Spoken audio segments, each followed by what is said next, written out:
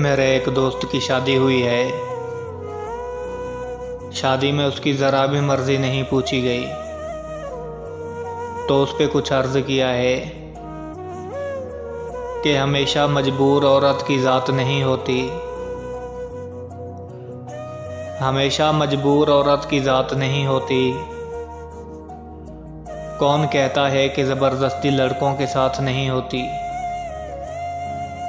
दिल के जज्बात दिल में ही दबाने पड़ते हैं। दिल के जज्बात दिल में ही दबाने पड़ते हैं।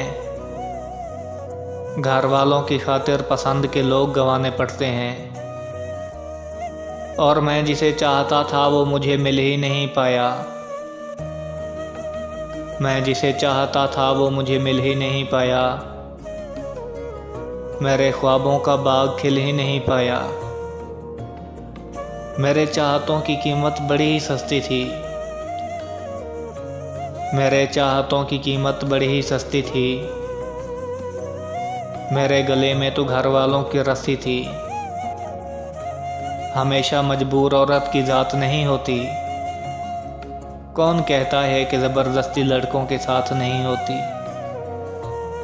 कौन कहता है कि ज़बरदस्ती लड़कों के साथ नहीं होती।